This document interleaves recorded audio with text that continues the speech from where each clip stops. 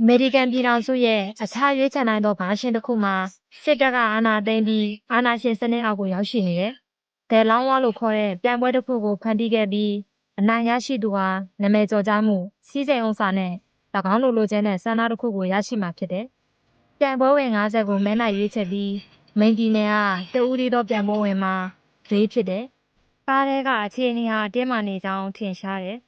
ရင်းလီကလေးကိုပြိုင်ပွဲဝင်မဲ့ဆုံးဖြတ်ချက်ကိုပြောင်းစေခြင်းတော့လဲလေးက၎င်းမှာသူမဆုံးဖြတ်ရမည့်ကိစ္စမဟုတ်ကြောင်းသတိပေးတယ်။နေရာကိုရောက်ရှိလာတဲ့အခါရင်းလီဟာလေးကိုတင်းကျပ်စွာပွေ့ဖက်ပြီးနှုတ်ဆက်ဆင်ငိုကြွေးတယ်။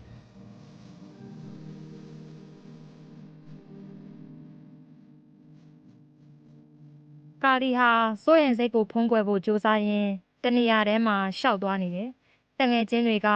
သူဟာငယ်လွန်းတယ်လို့သတိပြုမိကြပြီး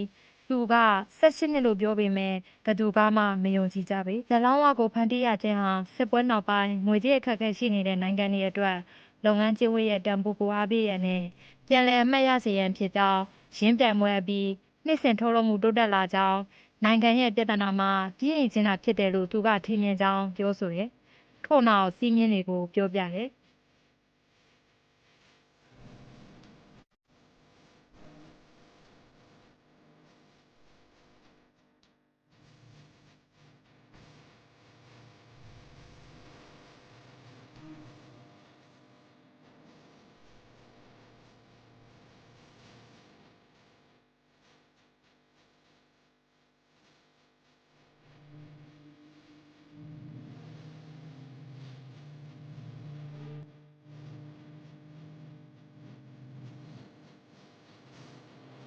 စစ်တပ်ပင်အနေငယ်အရှိန်လျှော့လိုက်သောအခါတတိပေးချက်ရရှိသဖြင့်၎င်း၏အရှိန်ကိုချက်ချင်းပြန်ထိန်လိုက်တယ်။ဂယ်ရီဟာဖက်နှက်ထဲကိုကြောက်ခဲဝင်လို့လမ်းလျှောက်တာကိုရပ်လိုက်တဲ့အခါမှာစစ်သားတွေကသူ့ကိုတတိပေးချက်တွေပေးခဲ့တယ်။တတိယမြောက်တတိပေးချက်အပြီးမှာတော့စစ်သားတအုပ်ကပြည့်ရန်ပြင်ဆင်တော်လဲ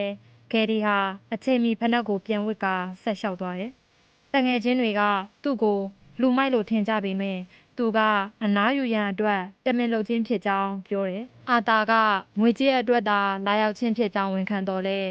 ရေးကပိုအေးတည်တဲ့အရာများရှိကြောင်းပြောတယ်။ရေးကအစိုးရစနစ်ကိုဝေဖန်ပြီးစင်ရမွဲတေမှုကြောင့်တန်ပွဲဝင်ရန်ရွေးချယ်စရာမရှိကြောင်းရှင်းပြတယ်